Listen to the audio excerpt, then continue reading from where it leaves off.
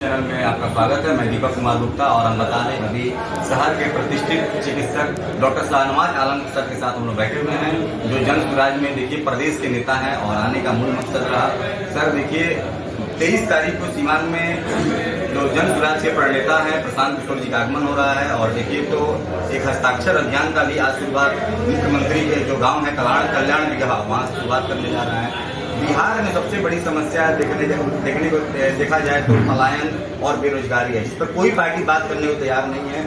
भले ही सारी पार्टियां गाल बजा रही हैं, लेकिन देखा जाए तो मुख्य मुद्दा प्रशांत किशोर जी ने बनाया है। क्या कहना चाहेंगे इस पर? देखिए, किसी भी राज्य का मेन मुद्दा जो होता है, सबसे पहला मुद्दा समाज के विकास के लिए वो है शिक्षा। अब शिक्षा मिलती है तो उसके बाद से लोगों को रोजगार की आवश्यकता होती है। अगर रोजगार अगर सीवान में नहीं मिलेगा, बिहार में नहीं मिलेगा, तो मजबूरी के तौर पर आप देखिए पूरे बिहार में ये भयावह स्थिति बनी हुई है। गांव-गांव में जाने के बाद समझ में आता है कि 80% लोग मजबूर हैं पलायन करने के लिए, कभी शिक्षा के लिए, कभी स्वास्थ्य के लिए, कभी रोजगार के लिए। हमारी पार्टी का मेन मुद्दा है शिक्षा, स्वास्थ्य और रोजगार और पलायन को रोकना, ताकि जो घर के सवांग हैं वो अपने घर पे रह के अपने बच्चों के साथ, परिवार के साथ जीवन यापन कर पाए। जो लोग हैं उनको यहीं पे सम्मान के साथ रोजगार मिल पाए।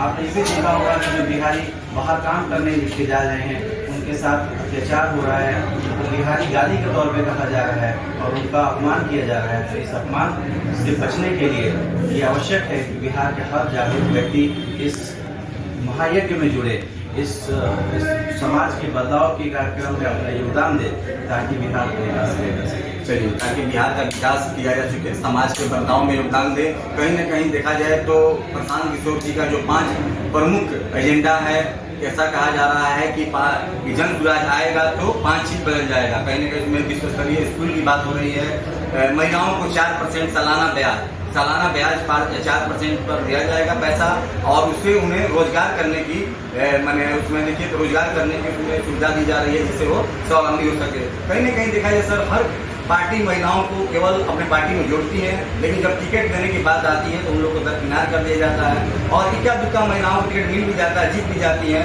फिर उनके घर के पुरुष या प्रतिनिधि हावी होकर कार्य कराते हैं। महिलाओं को हर जगह की सभी रखा जाता है। आप लोगों में क्या ऐसा रहेगा? देखिए, मैं आपको बताना चाहूँगा दीपक जी कि हमारी पार्टी सिर्फ महिला को महिला होने की वजह से टिकट नहीं देगी या किसी अल्पसंख्यक को सिर्फ अल्पसंख्यक होने की वजह से टिकट नहीं देगी।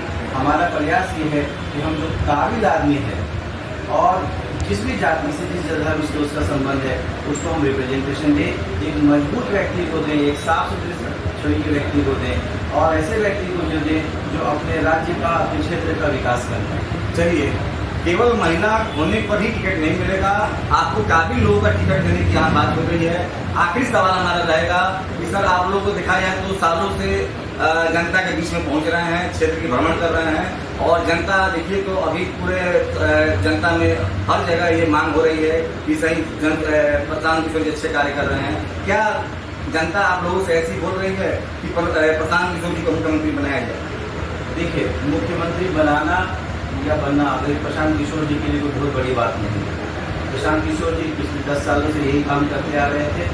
तो आज के डेट में ज़्यादा इम्पोर्टेंट चीज़ है कि जनता के हाथ में शक्ति है। लोकतंत्र में ये इम्पोर्टेंट नहीं है कि आप किसको वोट दे रहे हैं। लोकतंत्र में ये इम्पोर्टेंट होता है कि आप किस मुद्दे पर वोट दे रहे हैं, क्योंकि जिस मुद्दे पर आप वोट दीजिएगा वो काम हो के रखेगा। हमारा प्रयास ये है कि जो बिहार में ये चुनाव होने वाला है 2025 में, इसमें 243 सीटों में मजबूती के साथ जन स्वराज लड़ने जा रही है, उसका मुद्दा स्वास्थ्य होना चाहिए, उसका मुद्दा पलायन को रोकना होना चाहिए, उसका मुद्दा रोजगार होना चाहिए। अगर इस मुद्दे पर जनता वोट करेगी, चाहे वो जन स्वराज को वोट करे या किसी अन्य पार्टियों को वोट करे, हालांकि वो 35 सालों से ठगी जा चुकी है। जनता 80%, 60% से ज़्यादा जनता बदलाव चाहती है।